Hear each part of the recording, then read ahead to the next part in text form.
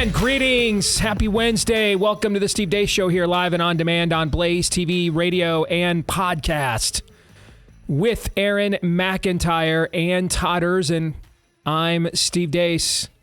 It's our first Wednesday of 2025. So you know what that means. We've got some buy, sell, or hold coming your way at the bottom of the hour. I mean, we haven't heard from y'all since, what was it, December 16th? Yep. Was the last time we did a buy, sell, or hold, right? You know, so I would imagine there's a lot of pent-up aggression, energy out there that will be cheery, uplifting, and hope-filled. And I look forward to tapping into that here at the bottom of the hour.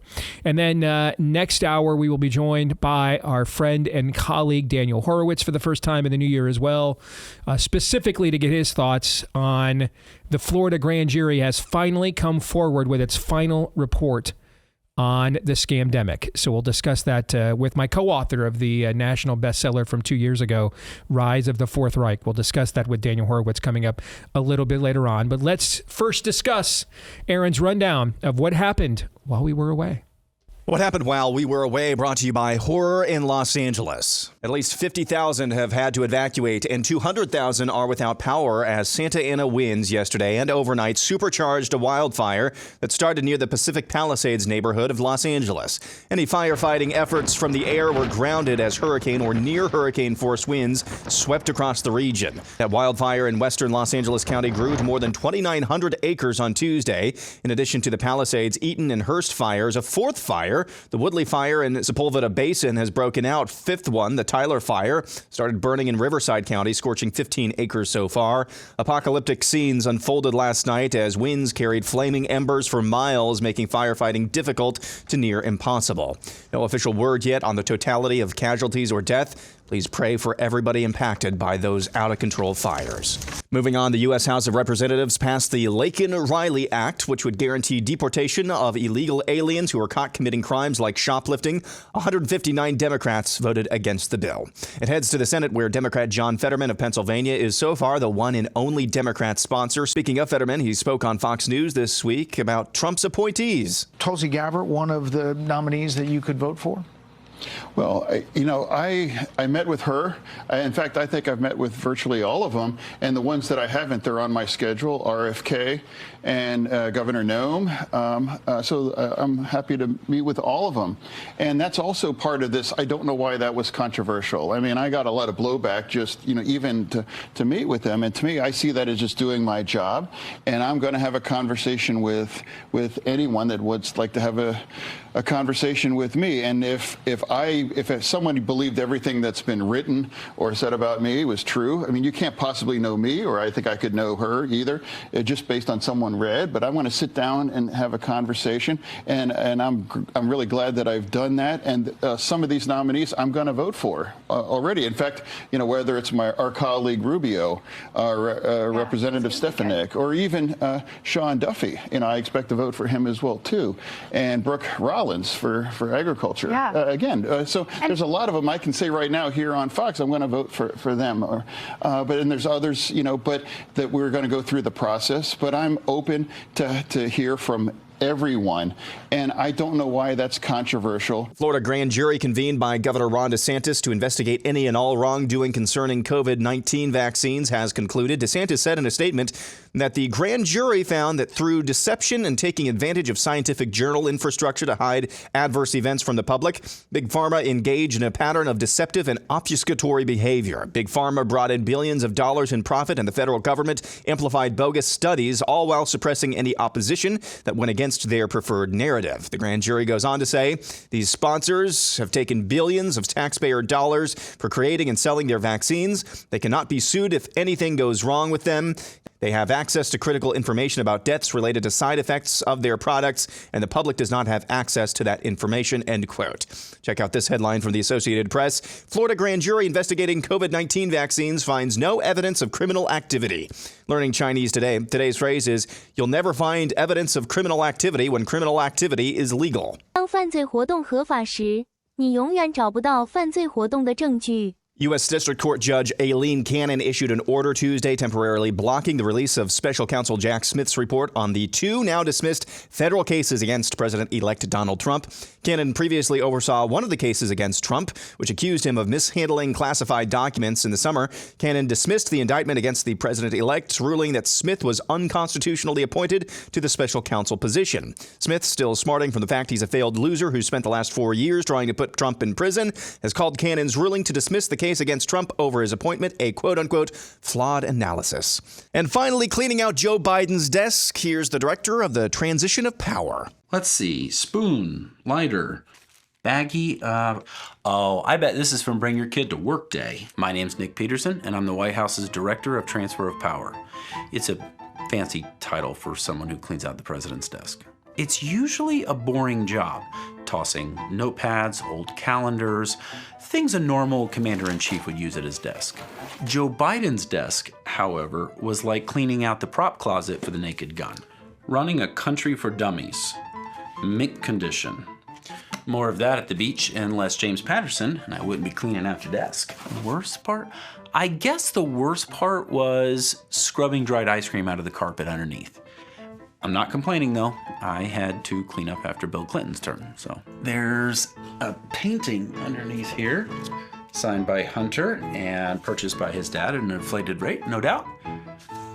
Quite the artist, the con type, but an artist nonetheless. Between you and me, I thought I was gonna be doing this a lot sooner.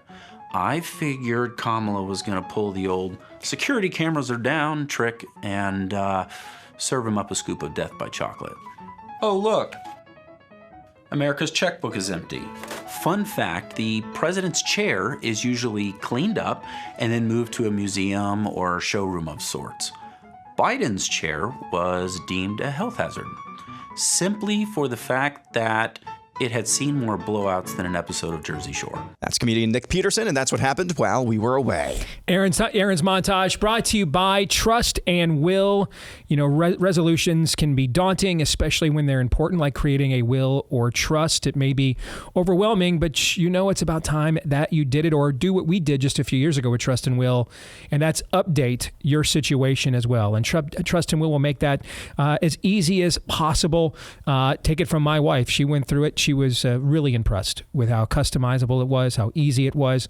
And you can get 10% off right now at trustandwill.com/Deace. That's trustandwill.com/Deace, where you get a discount for giving yourself the peace of mind to know that your assets and your wishes are secure and locked in. So check off one of your goals this year with a company that's got an overall rating of excellent and thousands of 5-star reviews over on Trustpilot, used by hundreds of thousands of families and counting, including my own. Check off one of your goals early this year with Trust and Will. Protect what matters most in minutes at trustandwill.com/Deace. Trust and, the word and, trustandwill.com/Deace. Get 10% off plus free shipping at trustandwill.com/Deace. So with our even more zealous, renewed focus on our prime directive this year to focus on worldview, what would possibly be a worldview analysis of some of the tragic and amazing footage and news that is coming out of Southern California at the moment? Well, maybe this. Something that maybe you don't recall. During Trump's first term as president, he advocated increasing water diversions from federal land in California to help boost the California water supply. Also urged them to consider doing some acts of deforestation, because when you've got all these forested areas in these urban sectors, that's just basically kindling for these things. Todd, how many of those suggestions do you think the state of California took then President Trump took on from President Trump during his first term? How many of those suggestions do you think they took? Well, not only were all of them ignored, but they ran as fast as they could in the opposite direction. Correct. He was, well, of course, you're a racist. and you're a xenophobe and literally Hitler. And we would rather die from wildfires than take any assistance from literally Hitler. And here's a gay lesbian fire chief to prove it. Correct. I mean, ideas have consequences. Worldview is destiny. And even more than their hatred of Orange Man bad, it's their own worldview. I mean, the reason why there's more of a revolving door for criminals in California than forests, that's a worldview issue. They're telling you what they think is valuable to them. You know a tree by its fruit. You can claim to believe all you want, but actions will tell us what your actual beliefs are. Your faith is the foundation of your beliefs. Those beliefs that are formed there will then dictate your actions, emotions, responses, stances, etc. And then those things ultimately will point back to us what your worldview is. And the people running the state of California value red oaks more than they do people. And they value an too often to count, discredited understanding of the world through their environmentalistic lens to just look at things very practically. And what's the difference between Gavin Newsom and Ron DeSantis? It really has nothing to do with managerial capability.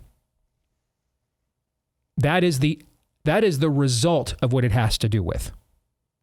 In the case of Ron DeSantis, human life is preeminent.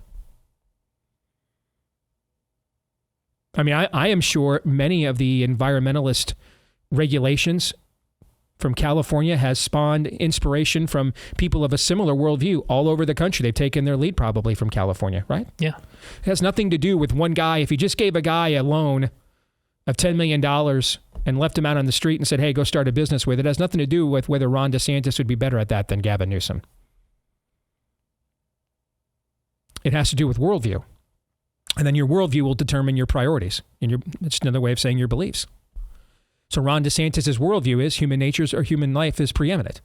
So therefore, I'm going to make sure we manage accordingly. Gavin Newsom's worldview is it's not. My ideology is. And what's of value to people has to come second to my ideology. And he's not alone. That's essentially been the governing worldview of California as a one-party state for a generation. And the results speak for themselves. The place is a hellhole, frankly, with limited exceptions. Been there several times recently, outside of a few pockets. It's a bleep hole, guys. It's what it is. It's a result of their policies. There's very few relics of what made California the golden state that everybody, when we were growing up, that's where everybody was moving or wanted to move to when we were kids. Now it's one of the main states people move out of. Is it because the weather in Southern California just got this much worse? With the sun and the lack of humidity 300 out of 365 days a year. It is not. It is not. It's because of what the worldviews of people like Gavin Newsom and those who came before him for a generation, because of what they did to it. And in Florida, that state's had a complete transformation because of the worldview of the guy and the people he surrounded him with running that state and the priorities that they have.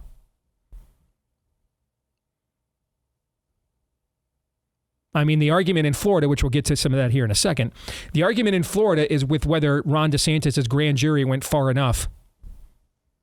In California, they're contemplating which school districts will remask here any minute now. That's worldview, guys. It's not managerial acumen. Ron DeSantis had a college, went to the Navy, law, politics. He wasn't running a major corporation or a chain of restaurants. It's worldview. It's what he prioritizes. And that's why the other guy is not any good at this. He's not dumber than Ron DeSantis. His worldview sucks. And this is the result. You have any thoughts on that before we switch topics? I love the scale, the obvious scale, the two poles that you set up between California and Florida and their two governors. Because now, instead of a laugh track, I mean, you were the visuals. Steve was right. Literal hell on earth. But the level of chaos, you don't need to see the actual flames rising out of the wilderness there to know that this level of chaos has been spread throughout the country for the last couple decades in red and blue states alike. So while it is important to talk about the very real reasons why what happening there is self-imposed, ask yourself, red leaders, local, state, federal, wherever they are, where are you on that scale? Are you closer to Florida or California? DeSantis or Newsom? I think the sad and chilling reality is a lot of people are a lot closer to California, even though they have an R behind their name. Because if it were not for a guy named Matt Walsh, and do you think what would have been exposed? It would have been exposed what happened in the Vanderbilt and the transgender butchery operation in red state Tennessee. The don't mess with Texas border problems. Well, you don't mess with Texas unless the feds tell us to, and then we just have to sit here, guys. Right here in Iowa, we had a demon statue for a year because the Republicans said we had to according to the law. We have all kinds of laws we tell ourselves that make us look a lot closer to California than to Florida, and we have to deal with that. Yeah, and just to be even more precise here, it's not that California's government values red oaks more than they value human life. They are against human life. They are anti-human. I'm fine if you don't even want to give them the benefit of the doubt that I tried, but go ahead. Yeah. You bet. They are anti-human. And to the extent at which they pass laws or uphold policy that may or may not benefit human life, I described the banning of red dye, I think it was number 3 or number 40, I can't remember. But that was one of the most righteous acts of governance. It's just poison. They banned poison. That's a good thing, but it's merely incidental. It's accidental to the actual worldview that they hold, which is anti-human. They are against humans, whether they admit that explicitly or not. It is anti-human. Or they even realize it. Yes, correctly. Whether or not they even realize it, they are anti-human. Again, that's why you have to know the tree by its fruit. The tree may not know. The tree may be deceived. It may not know. It may really think in its mind that it is doing the right thing and growing the crop that it wants. You have to look at the actual literal fruit for itself, because there is plenty of deception. You could think, hey, it's human to kill millions and millions of babies because we have overpopulation. But then what happens when you're confronted with the data that shows we're actually underpopulated and put ourselves into a winter of population? I go back to that Battlestar Galactica episode where the quote-unquote pro-choice president of what's left of humanity in dead space suddenly realizes, well, I was pro-choice, but now I'm pro-human because we're out of people, right? Or do you just take that knowledge and say, I don't give a care, we're just going to keep marching on and kill on? Well, that's when you know. That's when you know what their priorities are. So Aaron, with a good check on me, because here's the thing, let me add to what you said for a second. This is a relatively new phenomenon in California, wildfires there? No. Happen every year. Happen every freaking year. It's not a relatively new phenomenon. So were they blindsided by this? Did they not see any of this coming? This isn't like Dallas, Texas, where, the Blaze is headquartered right now, is battening down the hatches whether they're going to get like 6 to 8 inches of snow here this week or not. And it's just not something they're accustomed to what they do. It's not part of the experience of living in Dallas, Texas, right? Or really anywhere else in Texas, frankly, most of the time. They deal with these fires every year. In some capacity, these go on every single year. And yet, the policies don't change. And I go back again to the book that Daniel and I wrote. It's not that all these people made all these mistakes in the face of this chimeric virus from China, that we had no idea going in how much of this man-made phenomenon was beholden to the natural laws of immunology, virology, biology, physiology. It's not that they made even a bunch of ham-fisted, heavy-handed mistakes like lockdowns and mask mandates. It's not even that they made those mistakes ham-fisted, over-the-top, coercive mistakes given the unknown specter we were up against. It's that once the data became known and aware of what we were up against, how many of them voluntarily rolled back what they did? None. How many of them showed any remorse whatsoever for what they had done? None. How many of them said, hey, our bad, man? You couldn't even get a Mark Zuckerberg video from a single health department in the United States of America. Not a single one said, hey, we blew that one. Our bad. We thought the best thing to do was to overact, not knowing we're up against. Now we kind of do. So let's just kind of start rolling things back here little by little while we're following the data to make sure that's what we have. That didn't happen anywhere. A few governors did that on their own, but the health system, how much of them did this? None. And that's why I give them no quarter. At that point, you're out. You're out of mercy. You've demonstrated you're not into mercy. So if you're not into receiving it, then we should not be into granting it.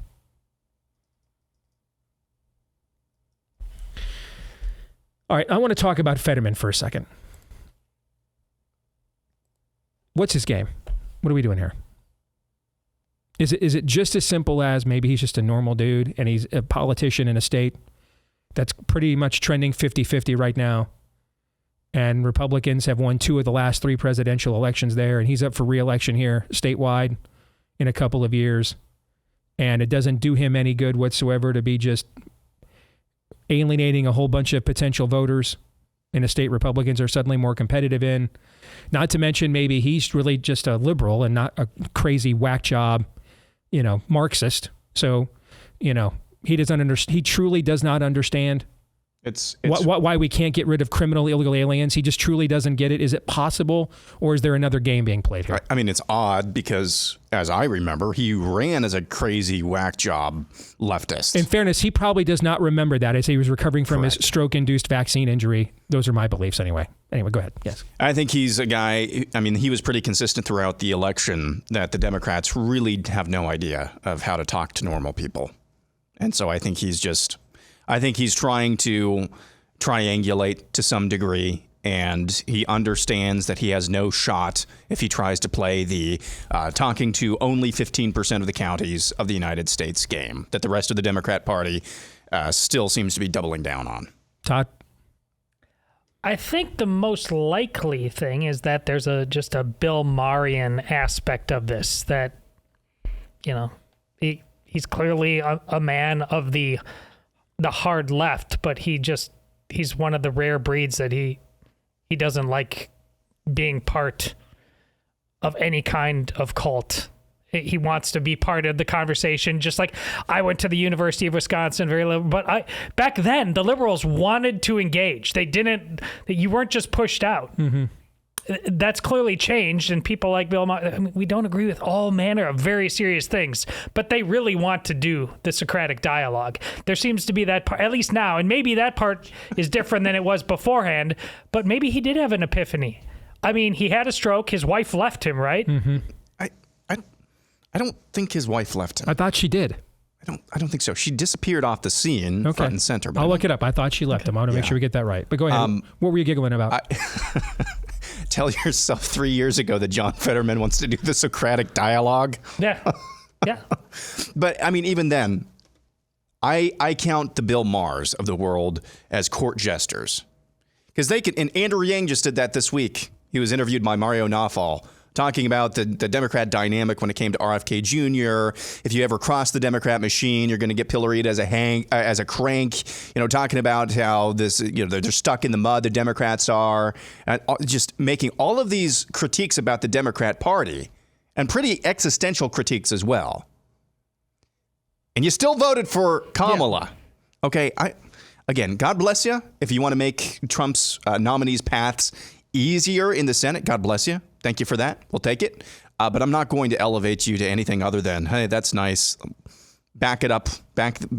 Maybe some of these other tougher nominees like Pete Hegseth and others and RFK Jr., when you start going to mattress for them, maybe I'll start taking you a little serious. Just to clarify, thank you for that question there. So there was a lot of speculation last winter. She deleted all of her social media accounts, went silent right about the time he started showing silent lucidity, Queensryche. Okay. And so the media ran with a bunch of stories and she disappeared. Well, apparently after weeks of this, she just said she was taking that was a winter thing to take a break from social media. and they are still together. So thank you. Yeah. But there was reason why you thought that. There was a ton of, and this was corporate media. They were basically insinuating that because Fetterman was taking a more moderate posture on some of these positions and issues, that because his wife is an immigrant, hardcore left-wing activist apparently, and so they were basically speculating that she had dumped him because of his newfound reasonableness, I guess. Here's a question. Let's say both of you seem to think there's some level of sincerity to John Fetterman. And listen, we all are people. We have complicated motivations and layers of motivations, especially if you're a politician. Okay, but both of you seem to think there's some level of sincerity to him. From what I heard from both of you, is that fair? Yeah. Okay.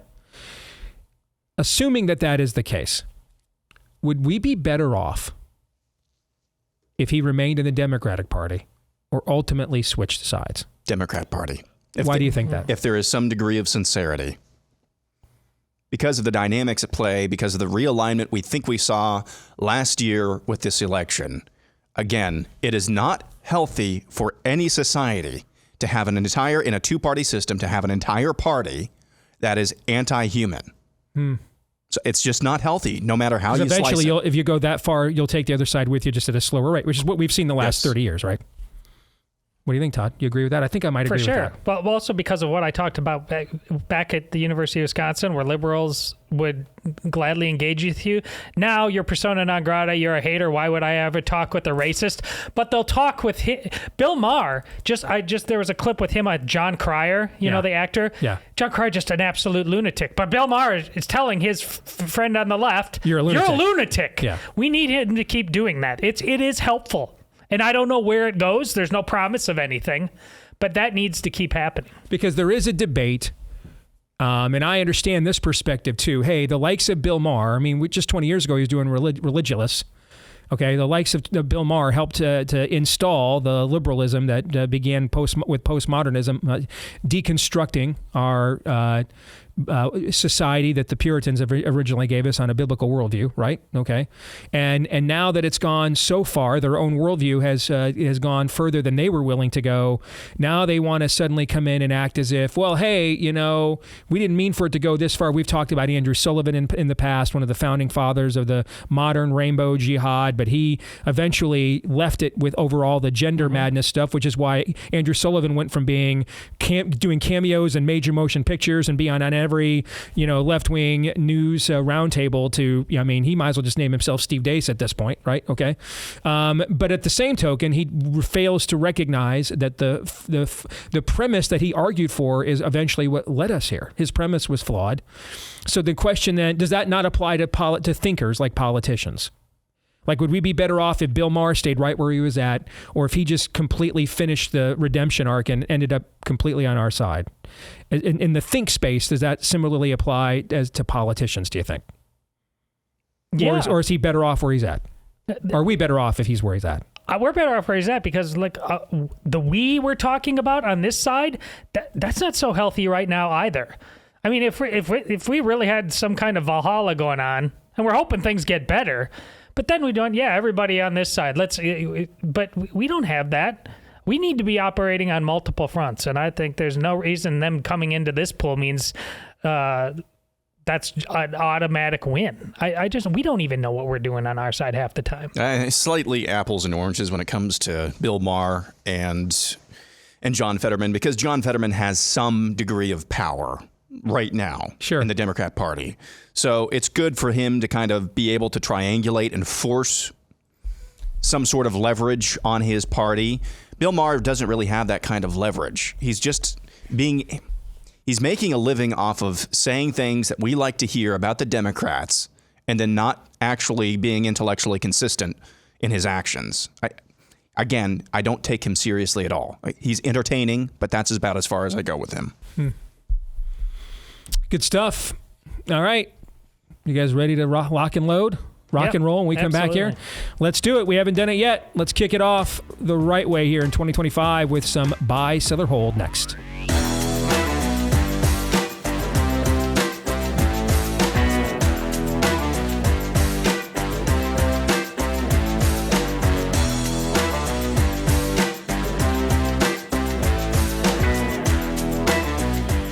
Back here on the Steve Deace Show, and we are powered to you by our friends over at Deace Medical.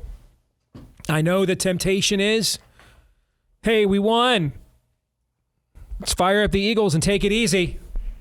No, now is actually the time to get prepared because there are no perpetual kingdoms in this world, and political victories in the current condition of this culture can be very short-lived. So take advantage of this respite now that you don't have to necessarily keep your head on a swivel with every aspect of government coming after you anymore. At least for a little while. Take advantage of that by making sure you're prepared for when that could occur again. One way that we've already seen, taking medications that have won Nobel Prizes, taking medications that have been given to tens of millions of people worldwide and suddenly deeming them to be dangerous, and instead taking drugs with black box warnings like remdesivir and hand that to people, and it just all it does is kill your kidneys, and that's when it's not working. So take advantage of the respite we have right now with our friends at Deace Medical. All right, get the Deace case for that peace of mind. It's an emergency medication kit containing 5 life-saving antibiotics that treat the most common and deadly bacterial infections. You can get this with a simple online evaluation, and then you're prepared for the unexpected. You can also expand it with customizable options, including things like ivermectin, practical things like EpiPens, and more. All right, so those are available too. Just go to Deace.com, Jase, Deace.com, enter the promo code Deace at checkout for a discount on your order. Get a discount when you go to Jase.com/Deace. Use the promo code Deace for that discount at Jase, Jase, Jase.com/Deace using the promo code Deace. And with that, for the first time in 2025, it is time to play Buy, Sell, or Hold. Aaron has the submissions. No topic is off limits from all y'all. Todd, you and I have yet to see these. We're going to get through as many of them as we can, and then what remains we will conquer in the overtime today for Blaze TV subscribers at blazetv.com/Deace. Here's how it works. Aaron has chosen the submissions. He'll reveal them to you and me, and then you and I will determine, are we going to buy that? Are we going to sell that? You are permitted to use a hold if you want, but because it is such an act of emasculation, your punishment will be you have to take that the picture of the phallus-shaped snowstorm that wreaked havoc over the lower Midwest of the country here last weekend. You have to take that picture and show it to Lindsey Graham to gauge his reaction. That is your punishment. And then I am not responsible for what he does or how he behaves after that fact. I'd rather live in LA right now. All right, let's go. All right, we will begin with Uncontexted Deace 2, Electric Boogaloo. The Richie and Richie Meets the Rainbow is really just Steve dressed as Matt Walsh wearing a cheap wig. That's hilarious. That is absolutely hilarious. I'm going to buy that because it's hilarious. I love that. That's great. It's funny. Oh, I'm on those coattails. So yeah, whatever his answer is, yes. Let's hope it's. Does that work? I mean, if you can generate the kind of business that Am I Racist did, then I'll happily just wear that wig every single day, right? Yeah. Maybe I'll try that tomorrow, in fact. You bet.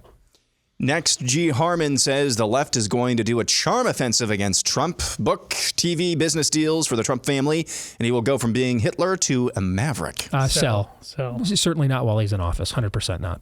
No. Nope. No. Now, let me say this. Who was the person that sent that again? G. Harmon. G. Harmon, your assertion is not bad. Your prediction is what would have happened in another time and place. That level of co-option is what would have occurred. But we are now in a full cold civil war. Okay? So this is existential now. I mean, the most amount of strategy you're going to get is what they're doing right now, which is kind of laying low and waiting to see how Trump manages his own coalition, which can be easily fractured with how low those numbers are right now. Okay, that's the closest to any form of that level of shrewdness or strategery that you're advocating. Because right now we are dealing with the mob outside of Lot's house. That will just watch their own neighborhoods burn rather than violate even one tenet of a discredited ideology. And you just need to accept that. Yeah, my wife and I were just talking this morning. I mean, the last two Republican presidents, early on with Bush, we got 9/11. Trump, late, but we got COVID. You got to be thinking the other way, man. Like, yes. Which way, where's the hammer coming from? Correct. Maxwell's silver hammer will rain down upon his head. Yes. Where's that at? Yes. Why am I making so many music references and stuff today? Do you guys know? I have no idea where that came from. So I think that's like the fourth one I've done already. I have no idea why. It wasn't like I came in with that plan. So I'll try to cease and desist. It's probably already getting annoying. My bad. Next, Kate says the acquisition of Greenland will usher in the New World Order. Well, I assume that this is a troll, correct? I have to believe this. I've seen some people speculating that Donald Trump's overtures towards Canada and Greenland and Panama is all part of the New World Order plan. That he's really ushering this in from the right, so it's more palatable. It's way more likely that Trump just heard Panama from Van Halen and was like, you know what, you're right. We should never given that bleeping canal back. I'm going to say something about it here in 10 minutes. That's way more likely that is what has transpired here.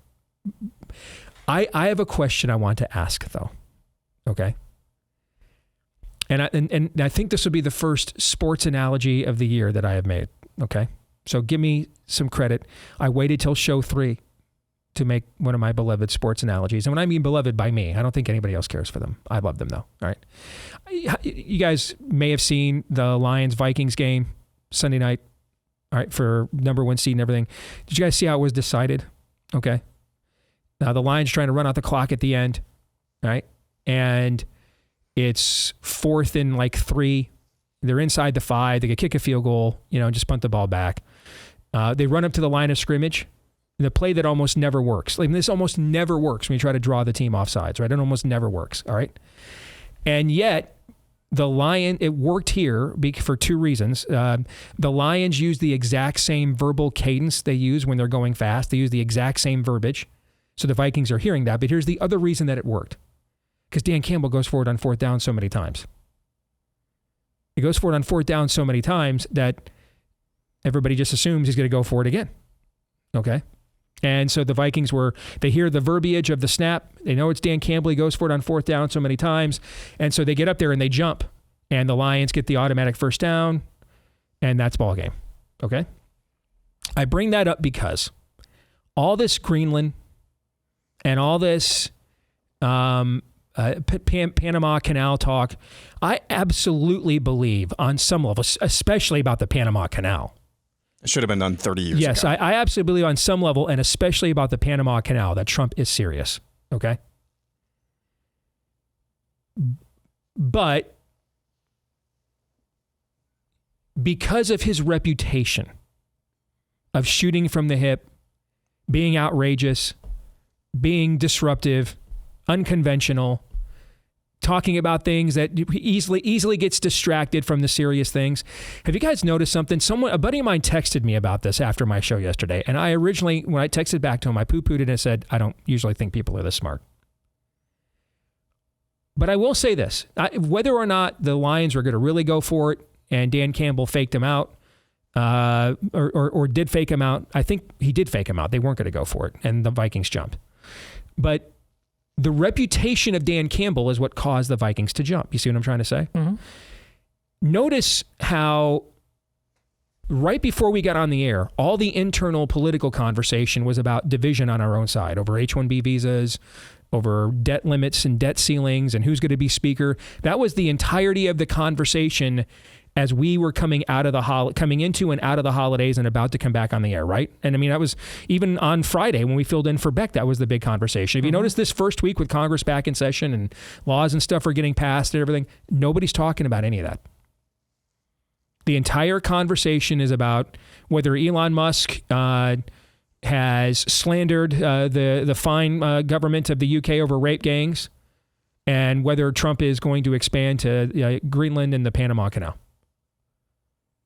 Is it possible that, like I'm sure Dan Campbell thought maybe we'd just go for it. I'm sure Trump would love to own Greenland. I'm absolutely sure he wants to take back and will try to do something to take back the Panama Canal. But the amount of talk that is about this has just distracted everybody from everything else. Is it possible some of that is intentional? Oh, not only intentional, but I think more likely than anything actually substantive happening on this front. Listen, I'll buy on this, not from any New World Order, like utopian sensibility, but listen, how's the current world order? It sucks, and it sucked for a long time. So I'll take something new. I'll go for it. But listen, the last time this, a real New World Order conversation was going on with a Republican in charge, it was Trump in his 4th year in COVID. That didn't go so well. So that's a template. So if he's got different plans for acting, it's got to be different than last time. Aaron, what do you think? The New World Order that I grew up hearing about on George Norrie's show. Yes. It sounds a lot like the New World Economic Forum order that we've enjoyed, that we've endured over the past several, 4 years or so.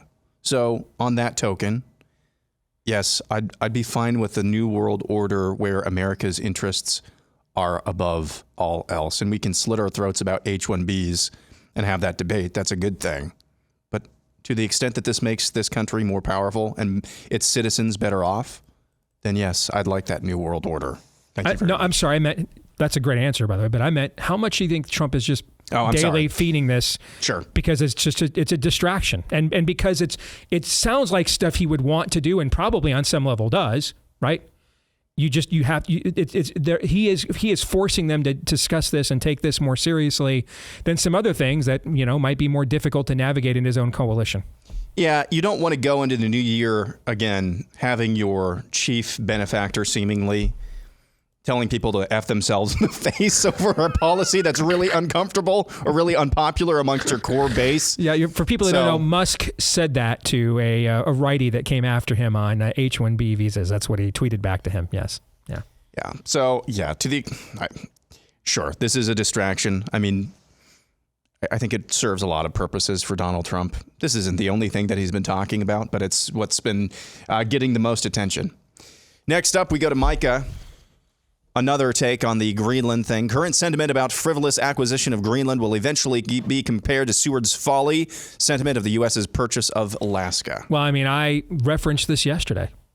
I mean, I knew jack squat about Greenland and often got it confused with Iceland about which one is actually green and which one is actually, because isn't it backwards, I think, right? Yeah. Okay. Iceland actually has more greenery and Greenland actually has more ice. Okay.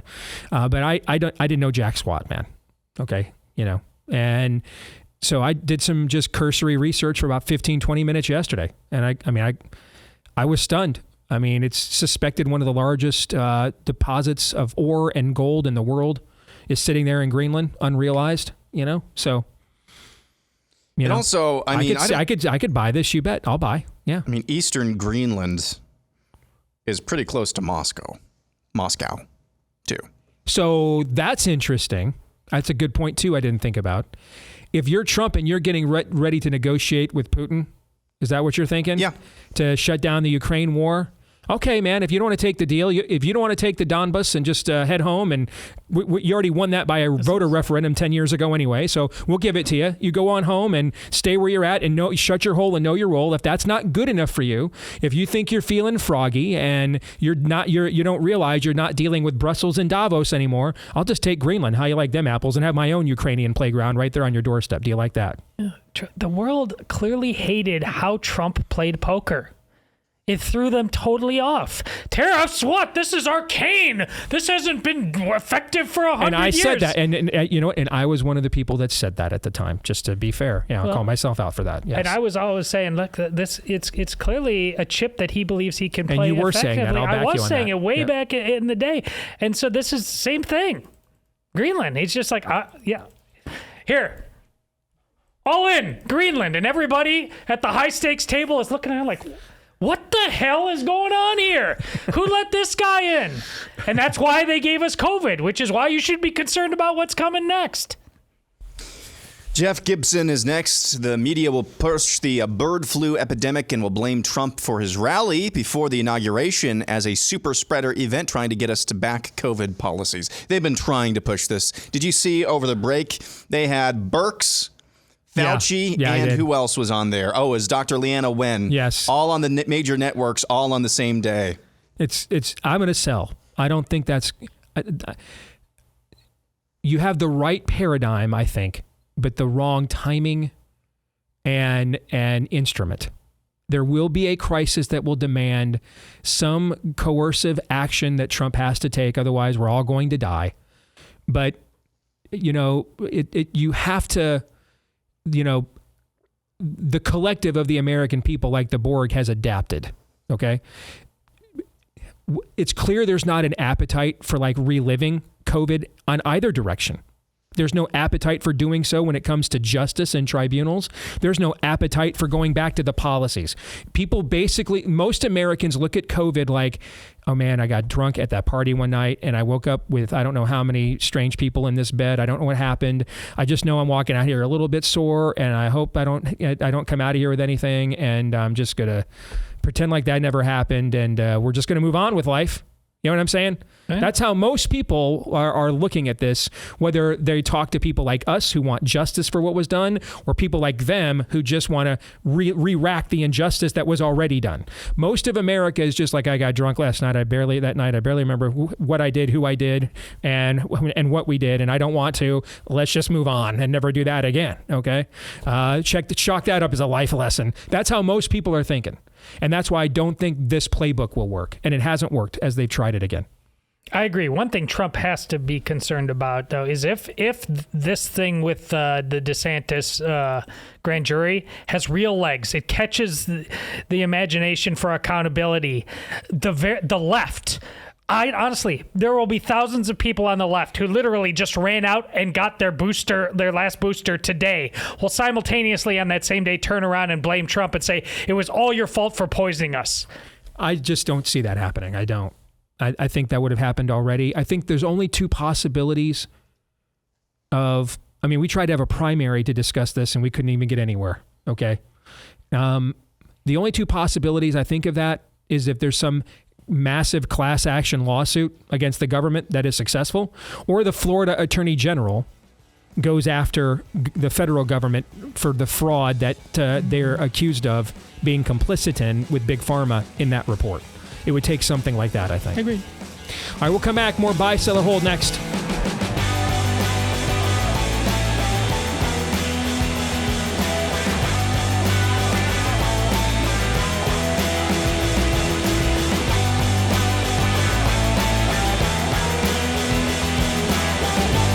All right, back here with Hour 2, live and on demand on Blaze TV, radio, and podcast, alongside Todd Erzin and Aaron McIntyre. I am Steve Deace, and you can let us know what you think about what we think via the stevedeace.com inbox. steve@stevedeace.com is how you can email us. That's DEACE. Like us on Facebook, MeWe, and Gab. You can also follow me at Steve Deace Show on X, Instagram, and TikTok. Please subscribe to our new YouTube channel as well, at Deace Show on YouTube. Again, that's at Deace Show on YouTube. And then finally, if you love the podcast, please declare your love for us by leaving us a 5-star review wherever you podcast from. You can also hit subscribe or on iTunes follow. And that way, every time we do a new show, it shows up in your podcast feed every single one of those times. And this part of the show brought to you by our friends over at My Patriot Supply. Yet again, as you're watching what's going on in California right now, blue state. You're watching what went on in North Carolina last fall, red state, all right? We have natural disasters at the same time, government inaction, upheaval, disorganization. Just make sure you're prepared, because you never know when you're going to need it. And that's why I finally, after seeing what happened last fall in North Carolina, I got tired of just talking about My Patriot Supply and joined up. I got the water filtration. I got the 3-month emergency food kit. Stays good for up to 25 years. Offers 2,000 plus calories a day. That's breakfast, lunch, dinner, even drinks and snacks. And right now they're offering $100 off their 3-month emergency food kit. That's right, $100 off. It stays good for up to 25 years in storage. Go to preparewithdeace.com right now. Order your 3-month emergency food kit for $100 off. Huge savings right now. Preparewithdace.com. Preparewithdace.com. Get your 3-month emergency food kit for $100 off right now at preparewithdace.com. All right, we are now prepared to go back to Aaron for some more Buy, Sell, or Hold. We'll be joined by our good friend and colleague Daniel Horowitz here at the bottom of the hour. John Endicott is next. Ending the temporary protective status for Venezuelans and Haitians, etc., and deporting them is just as important as limiting H-1B visas. I'll allow that. Sure. Yeah, I'm not going to pick a fight about that. We have imported too many worldviews into the country. Period. Too many worldviews. For the sake of our own and the dilution of our own. So I will buy. Yeah. Buy, sell, or hold. A good compromise on the H-1B visa discussion is what I believe Elon Musk submitted after the big hubbub over Christmas, making sure the minimum wage for H-1B visas is $300,000. Buy, sell, or hold. That's a good compromise.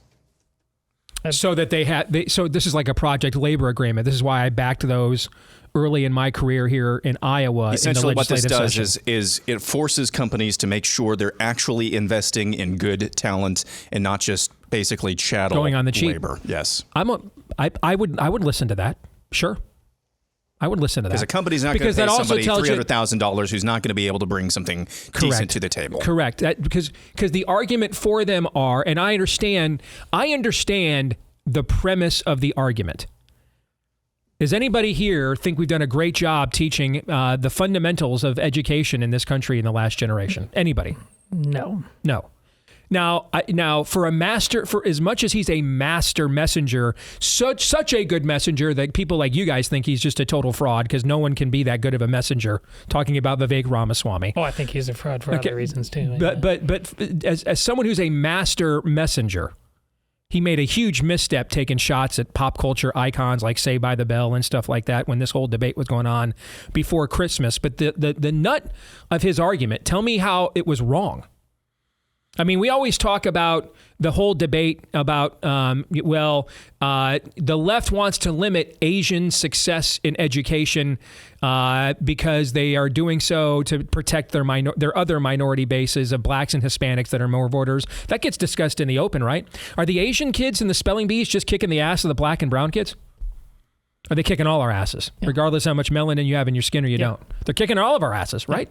Okay, so the fundamentals of what he said, I was stunned just from a messaging architect standpoint that he stepped on the rake with how he said it, right?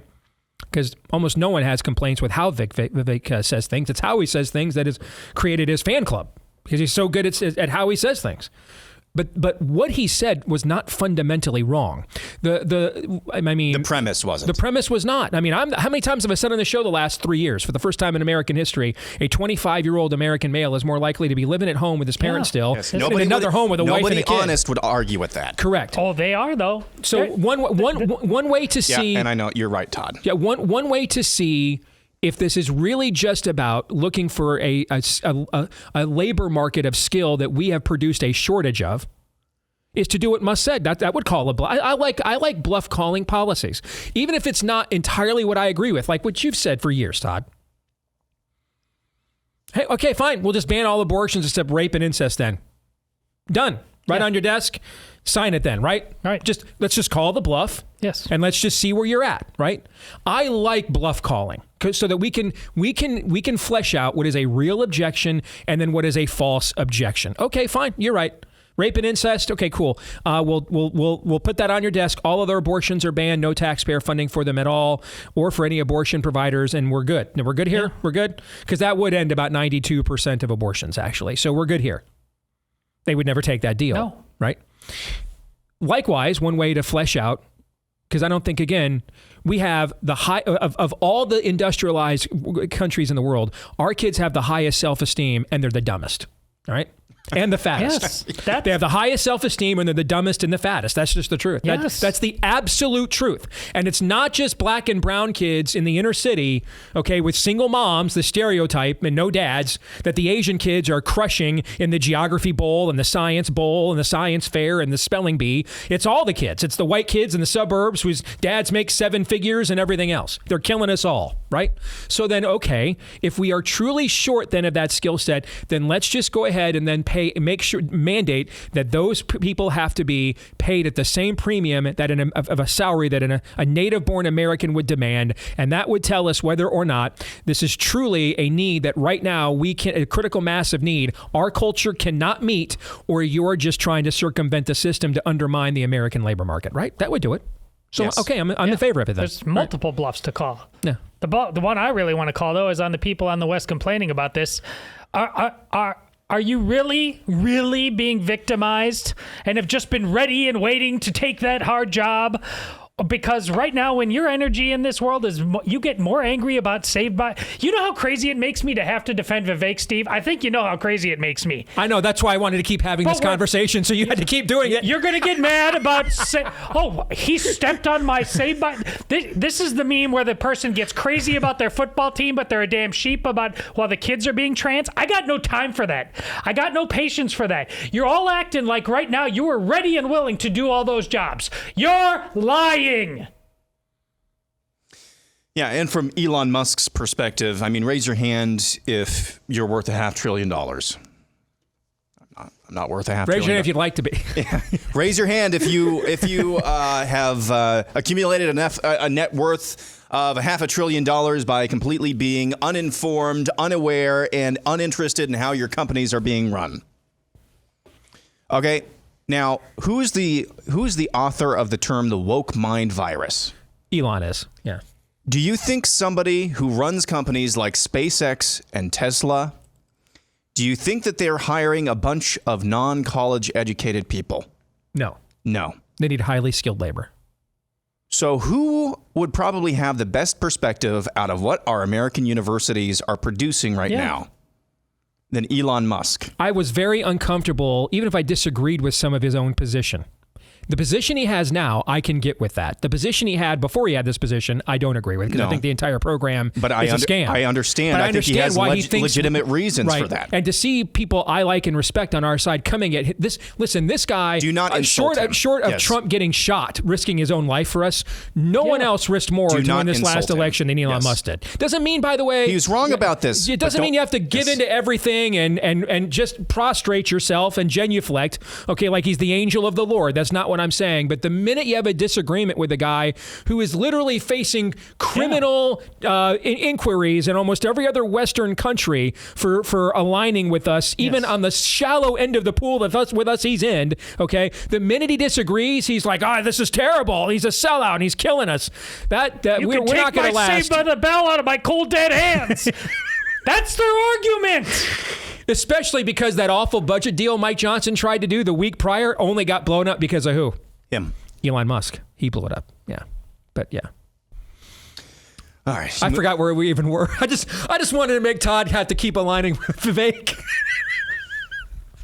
Let's do something equally as important and serious. Bruce Logan says, in light of Ohio State's aggressive and dominant offensive performances in the first and second rounds of the CFP, Ryan Day and Chip Kelly's offensive game plan and play calls against Michigan were one of the most inexplicable in the history of team sports.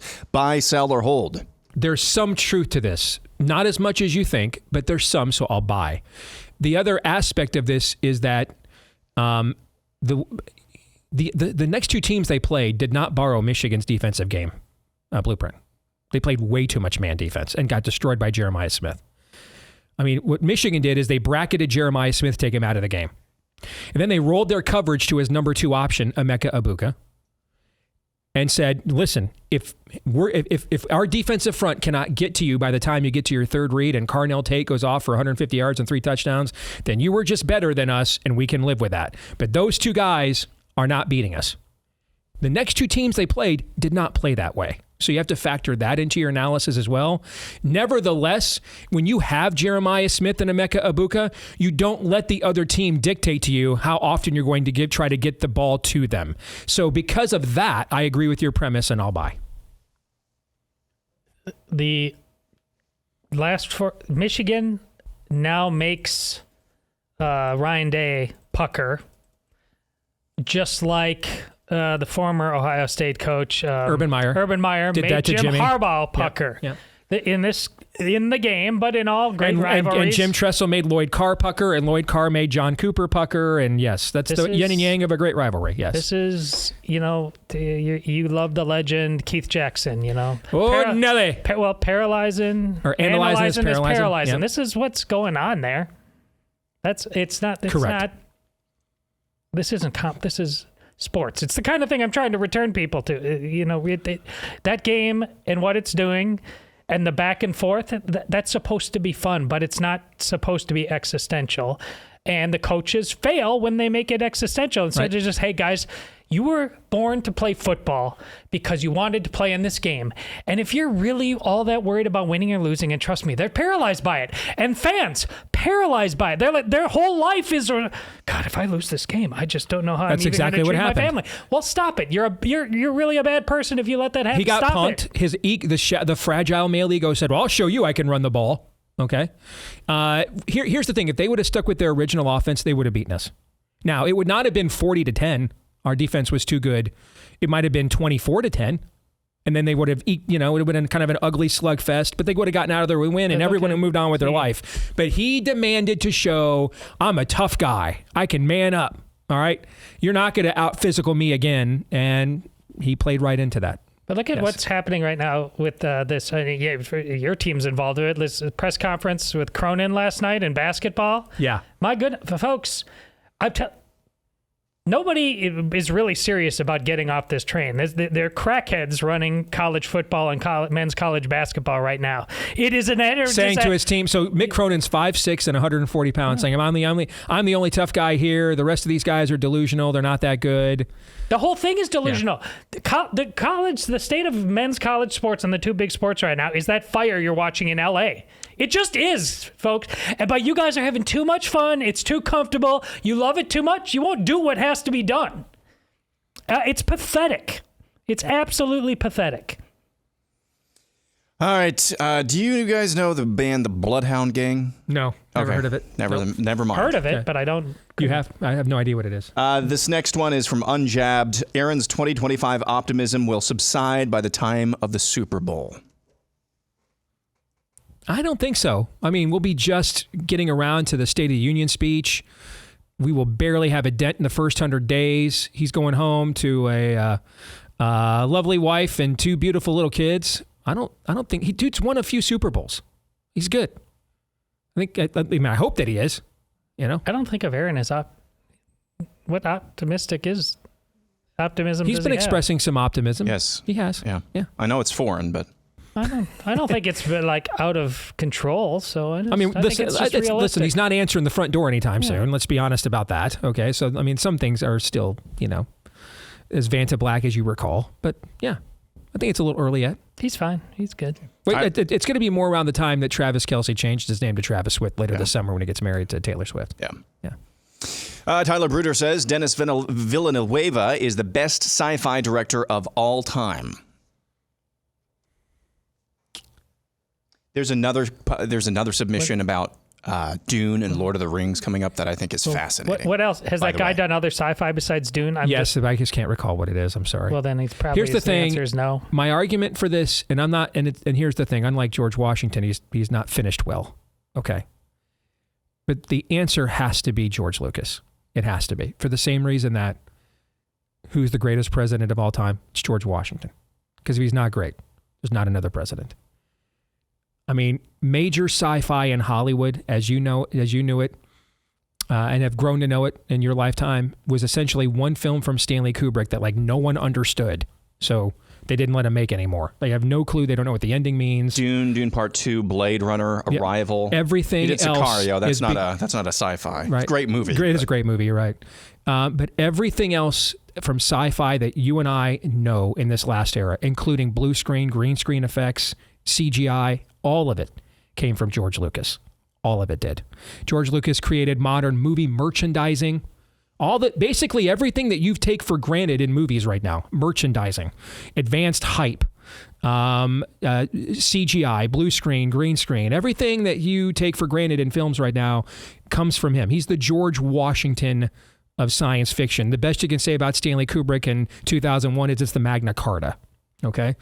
But Lucas has to be the answer to this, because this genre is not what it is without what Lucas did in the 70s. It's just not. Yeah, so. All right, next we go to Jeff Bailey. China just built a supposed 6th-generation fighter and a new aircraft carrier. No way they spend that kind of money on obsolete military hardware if they have gravity engines. Same for us. That's an interesting premise. If you believe them that they actually built a if you believe all those things, I could buy that. How would we verify that they built those things? I don't know. I saw pictures, alleged pictures of this new next generation fighter or bomber or whatever it is, and I have no idea. This is a reference to Livelsberger's email, right, that he sent to the former intelligence analyst who's now in ministry. Sam is his name. I can't remember his last name, but Shoemate. Thank you. I think your premise and application, provided you believe all those things, are sound. So I could buy that, even if I'm not sure I agree, but I think they're sound. The thing to keep in mind, though, you're dealing with a command economy in China. They can literally pay their people whatever they want, and there's no recourse. There's nothing. There's no revolt, right? So even though we're a debtor nation,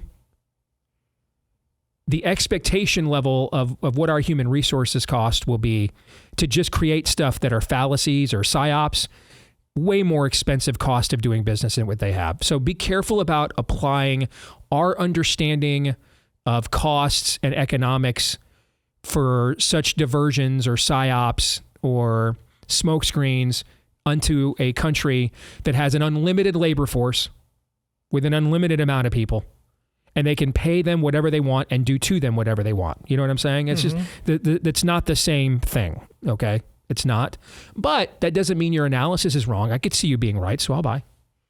I'll sell because you have a technology, the utility of it, how it can be used, how you can control it. I mean, we just got done talking about sci-fi, but it's the... Even if you have this level of technology, can you wield it? Can you produce it at a level of scale that, or even if you can, do you know how to use it short of total world destruction?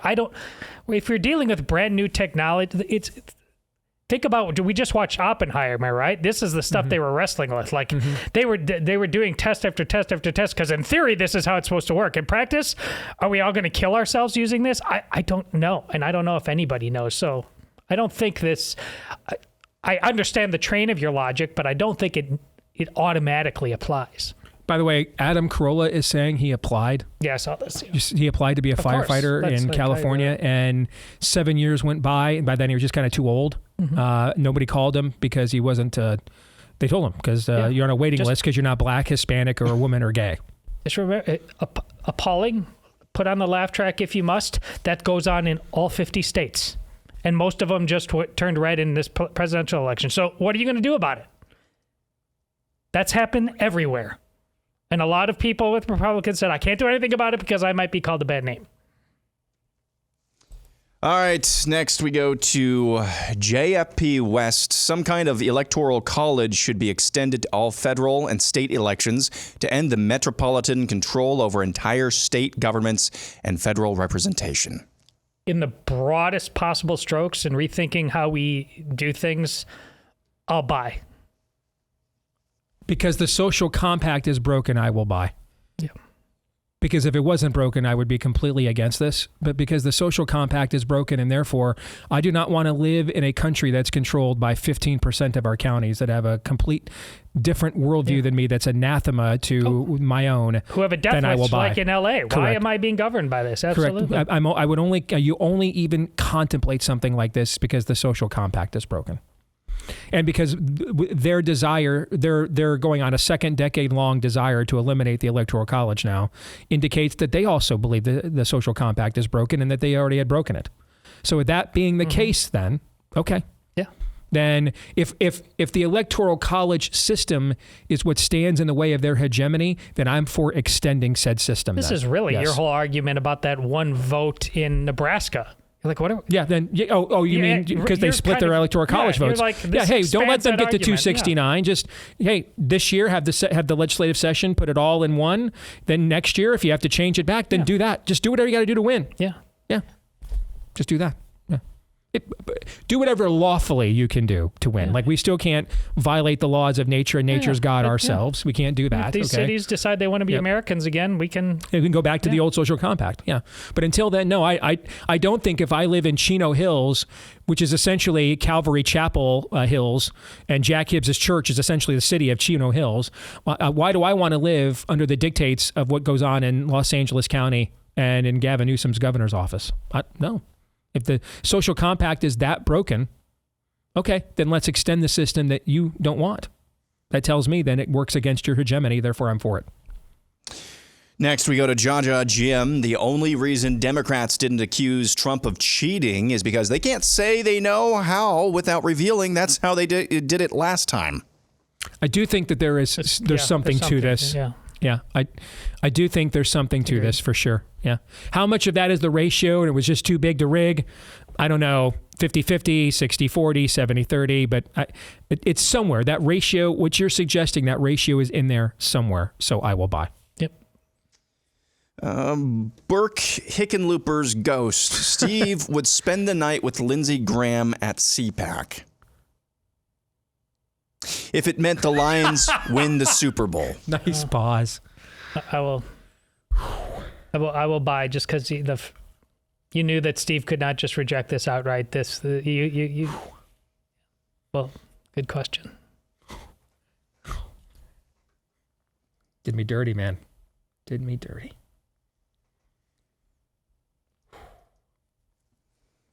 But just spend the night. Nothing else is indicated. We don't even have to be in the same room. This mic is on right now. Doesn't mean we're in any close proximity. Just you're in one room, I'm in another. I'll buy. There's no further stipulations. So I can loosely interpret it to what spend the night means. And believe me, it will be very loosely interpreted. Yes. I hope Jill Savage, Josh Hammer, all those who come on this show for those, I hope you're watching, listening, and have a disgusting taste in your mouth right now about he is not allowed to ask any of these Lindsey Graham questions anymore after such a craven, self-interested sellout. It's been 50 years, man. It's been 50 years, bro. 50 years. All right. I'm dry. Okay. I know.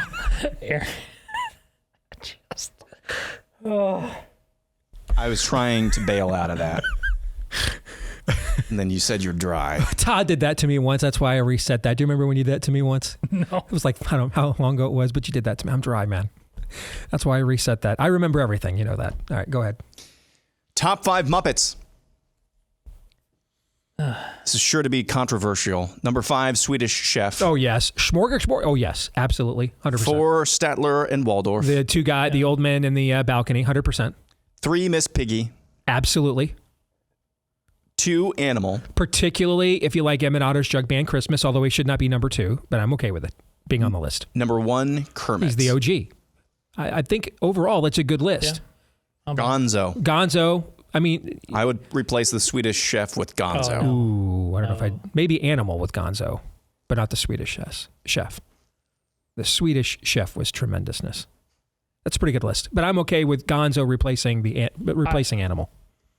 I would have the scientist and Beaker. Yes, they would have good. to be on mine. Yeah, and I would have Statler and Waldorf number 2 on my list after Kermit, of course.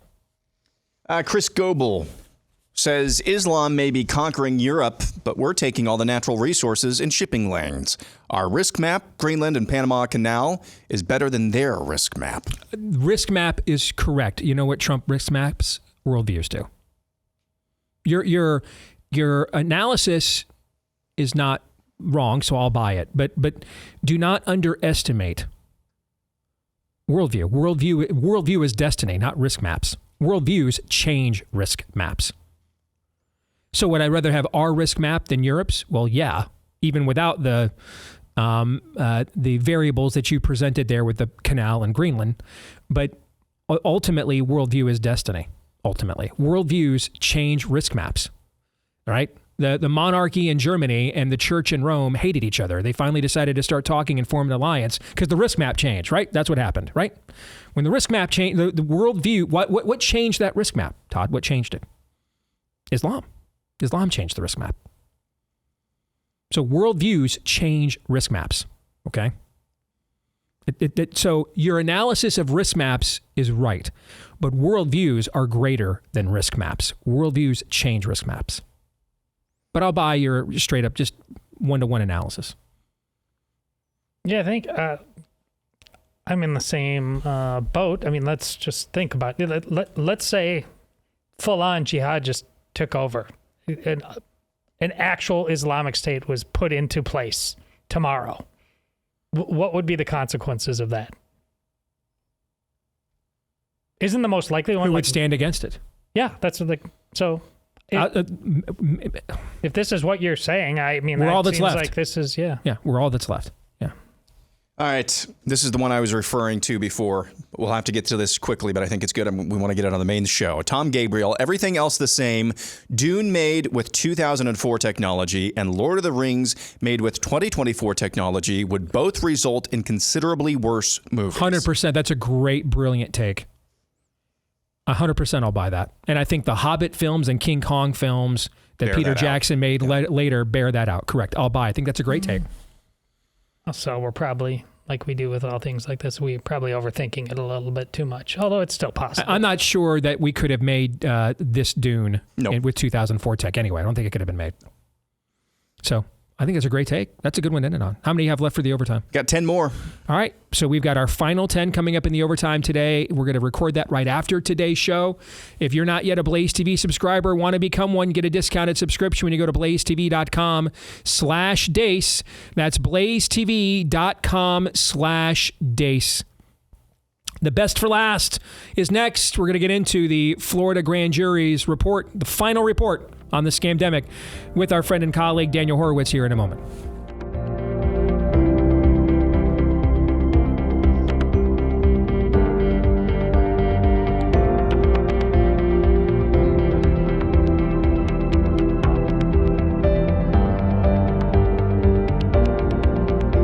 All right, back here on the Steve Deace Show, here on Blaze TV, radio, and podcast. We are joined now by the prophet of woe and lamentation himself, the one and only Daniel Horowitz. Happy New Year to you, brother. Good to have you back. You ready to go? Happy New Year, Steve. You know, one thing I could say is most of Con Inc. can be replaced with Indian H-1Bs, but hopefully we're the only ones left where, let's face it, this is not a job Indians can do. I don't know. Your followers are telling me I'm Con Inc. now. So I appreciate you lowering yourself and your standards to appear on our Grifty guys? program. You got to show them to me. Yes, they're in my feed every day. I'm Con Inc. now. Apparently, every time someone disagrees with me, they're a grifter and Con Inc. That's the new position. So we went from ignoring the grifters to now everybody is one. It's just our way. So speaking of grifts, let's get to COVID and the Florida grand jury's report. I looked through some of it, skimmed through some of it yesterday. Much of it really is not anything you and I have not already done, reported, exposed, and in far greater detail.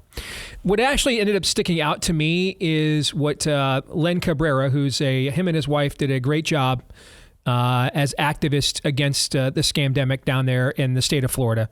And what stood out to me are actually the two things that Len sent to us before I had a chance to skim through it myself. Quote, failure to comply with the statewide grand jury subpoena should be a crime. Quote, perjury before the statewide grand jury should be indictable. So that essentially tells you, and maybe this is the best mechanism the state of Florida had. I don't pretend to be knowledgeable of the internal legal workings of this a state I don't live in, but that also does, if that's the case, that this grand jury by and large was kind of toothless then. I mean, if you could lie to it, if you didn't have to comply with a subpoena, then it was basically just, a blue ribbon panel. Yep. And essentially, am I reading it wrong, that no crimes were committed because all the crimes they committed are technically legal? That's essentially the final recommendation of the or finding of the grand jury.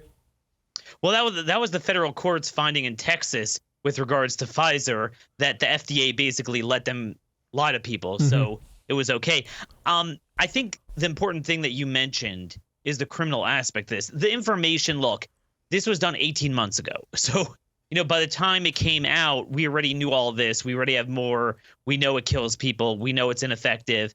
Just this week, the CDC's own researchers came out with another paper along with Baylor University that those, I believe it was 4-year-olds who got the COVID shot were 2.5 times more likely to get COVID. But at the end of the paper, they still say you should get the shot. So there's nothing new. But like you mentioned, I think, the governor seemed to indicate he's going to have a special session because they don't start until March. Other states start now. So I think they might have a special session. And I think that's something that they're going to be talking about. He was utilizing the statute as it exists, which I think when it comes to other players, picture, I don't know, some business or individual in Florida, that's pretty scary to impanel a Florida grand jury.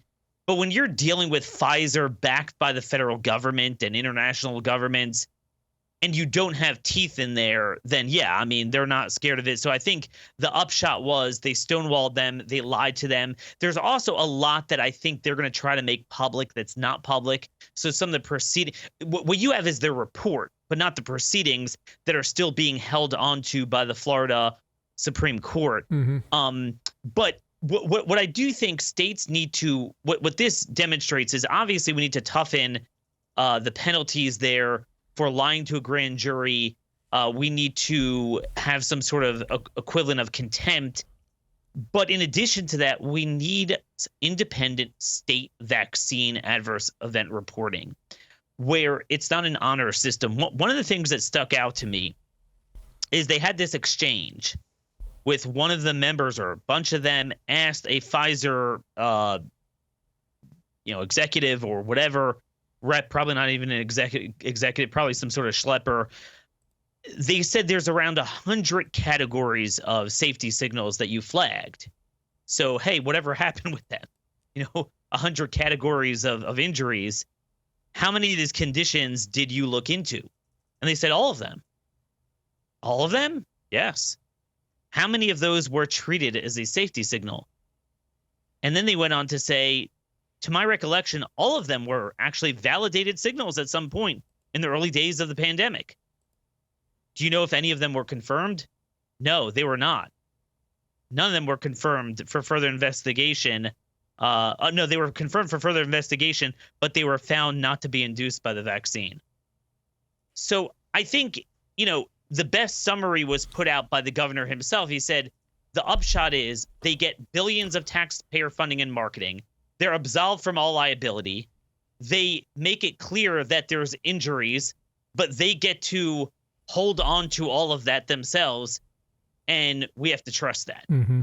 So one of the things that I think needs to happen, and this is something that I think we could do in Iowa, we could do in a lot of states, there is a bill introduced by a friend of mine, Brian King, a state senator in Arkansas, SB 6. You want to look it up, the 2025 session in Arkansas.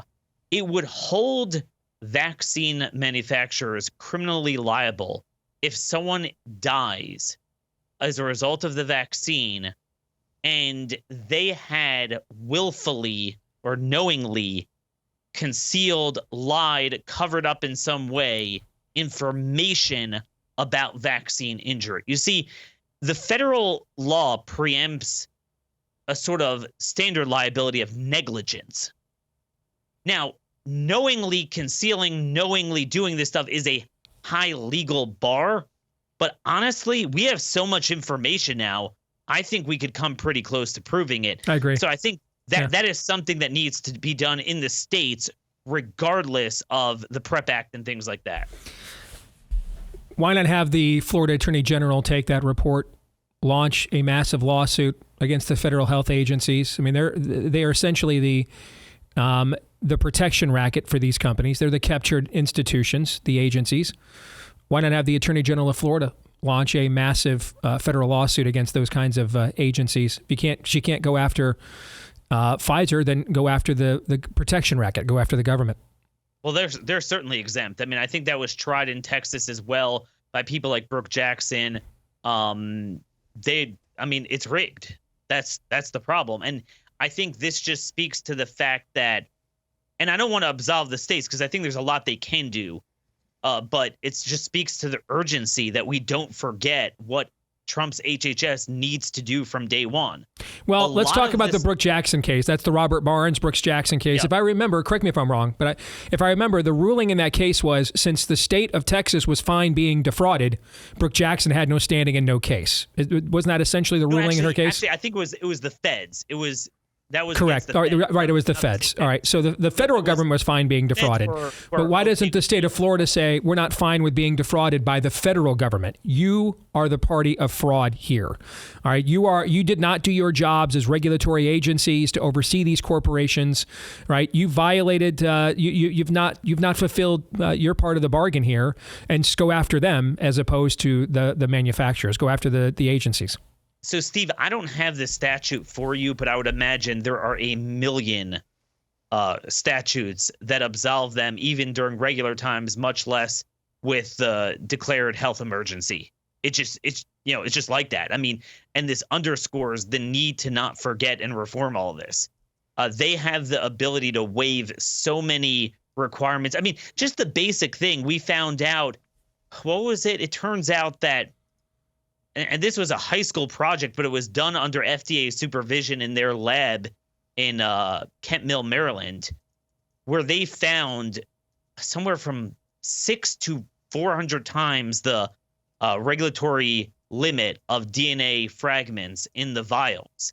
And what we know happened now is that what they allowed them to use in the clinical trials were different than what they use commercially. I mean, just straight up. But I'm just telling you, you could find a statute that will allow the FDA to do that. And a lot of this is going to be an information war. And look, if RFK gets in there, he has the ability to completely expose all of this. Now, the one thing he can't do is overturn the liability shield. That will require Congress. And I'm just going to tell you, we wouldn't have more than 80 votes in the House and 15 in the Senate for that. So that's not happening. You think we might even get 15 in the Senate? I thought that was high, but go ahead. Yeah. That is pretty impressive. No, yeah. I'm trying to be charitable there. Some of the new members. More optimistic Daniel here in a new year. I appreciate that. Yeah. Exactly. No, I've upped it. I used to say there's a 90-10 liberal majority, so we're making some progress there. But no, I mean, this is all HHS, and this is something, remember, we're going to hear a lot about narrow majorities, reconciliation, the parliamentarian, the filibuster, 60-vote thresholds. But everything that relates to COVID could be easily exposed. Most of what CDC does is guidance. Okay, so number one is sometimes we come up with fancy legislative ideas and executive ideas. Before we lose the plot here, there should be a bottom line expectation that the shots are taken off the market. Okay, that is something that their approval needs to be yanked. This is no longer 2021 where you and I know it's very bad, but we got to kind of like push the Overton window. Yeah, almost nobody's taking them, which tells you the people know too. Almost nobody's taking them now. Yeah, people know it. No, but here's the interesting thing that people need to recognize. At first, I stopped caring about it and focused mainly on the RSV shots, which definitely need to be taken off the market because people are getting them, babies are getting them. But there is growing evidence that these shots do shed. That they do shed. Now, do they shed the same degree the virus does? We don't know. But they definitely shed to some degree. Pfizer recognized that from day one, being exposed to the clinical trial. They called it being exposed to the clinical trial through skin-to-skin contact. And that's definitely something we've seen with minor children who didn't get the shots in homes where adults got them. So it's not just kind of like, hey, go hang yourself. This is an informed consent issue against the American people that in some degree it could shed. And we're still learning the contours of that. So it does need to be taken off the market immediately. And again, it's just, I don't want to presuppose failure. And in fact, I am most optimistic about HHS versus other, agencies and issues. But it's just a little bit disconcerting that, some of the main things on our bucket list are being forgotten already. And I want to make sure that one is very clear. They need to be taken off the market. Well, I've got 3 minutes here. I think the majority of Americans, whether it's people like you and I demanding tribunals, or it's people like them demanding let's do this all over again for bird flu, I really believe majority of Americans want to act like I got drunk that night. I did some stuff. I woke up the next morning. I did some stuff I regret. I don't remember who it was with, what we did. It was crazy, and we're just going to move on with our lives. I think that's what the majority of the Americans, of the American people think about that entire era right now. And we are lacking devices that will provide a critical mass to push back against that. And this grand jury report, frankly, might have been the very last one we had left that didn't rely on whatever they plan to do if RFK Jr. and Jay Bhattacharya get approved of their posts. I don't see what other bullets at this point then. If you're telling me the government can't be sued, no one can be sued, nothing can be done, well, then I just don't know what else there is left to do at that point then. But they could yank approval. I mean, that I want to make very clear. And that would have to be the two people I just mentioned would have to do that. No, they would have to do that. And my hope is they would do that. I agree with your assessment that people want to forget about it. But at the same time, I don't think there's going to be pushback. Give me our shots. In 2021, I think a lot of people were brainwashed. By now, the plot is out. Everyone knows these things cause harm. They might not know all of the data on it, all of the sorts of harm it does. But I think that's pretty clear now. Everyone except for the 10% of retards that are constantly with their N95s is done with it, for better, for worse. But I just want to make it very clear. HHS, the same way that they were able to foist this Fourth Reich upon us, it could be yanked back. It's this executive, sort of leeway they have in how they approve things. Like we said, waiving requirements, but also not approving things and yanking back approval. It's garbage in, garbage out. For better, for worse, when it comes to that whole vaccine regime, you control HHS, you control the whole enchilada. Good stuff, brother. Thank you as always. All right. See you next week. All right. Happy New Year. Take care. Same to you. All right, gentlemen, final thoughts before we get out of here. What do you think? I don't think I've ever said this before, but that last part there, I think Daniel's too optimistic about people racing to defend shots. Even people on the right, most people on the right you talk to, they'll admit harms were done, but they would file this under, to make an omelet, you got to break some eggs, because most of them do think that America would have looked like LA looks like now had it not been for that vaccine. They do. Aaron? Well, I'm glad you underscored what learning Chinese today was, which is, I had high hopes for this Florida grand jury. I can't say that they didn't do their best, but when the entire system is rigged in favor of big pharma, and not just rigged in an wink wink nod nod sleight of hand here, it's literally heads I win, tails you lose, that kind of rigged. How much illegality can you actually uncover when what should be illegal is actually legal? How much are you going to be able to uncover? That's the so magical this is a systemic power. Yes, a systemic, not only just within Big Pharma, not only within HHS, which, the good guys supposedly have control over right now. Mm-hmm. This goes down to the granular level, which is what Todd expertly talks about. When you push the new baby out of the womb, let's give them 15 different, jabs. I know it's not exactly 15, but, within the first few years of life, it's a lot more than that. This has to be broken. This has to be broken. Well, let me make sure I'm careful not to judge the grand jury and its findings by the standard of the amount of work that that people like Daniel and I have done on this issue for years, okay? Much of what they put in that grand jury report will be, even to the people of Florida, new information. All right, so I need to make sure I don't make it sound like the whole thing was just a colossal waste of time. Because because of the amount of time that just for me that I've put into this story the last few years, I'm to the point of war of the gallows. I'm past fact findings and everything else. But when I see in the report that they had you could subpoena people, but really no power, no punishment for just committing perjury in front of them, then that I didn't know this entire time until I read this report. And at that point in time, we have, again, a bunch of toothless agencies trying to hold all powerful agencies accountable. That's usually not a good ratio. No. Romans 8:28.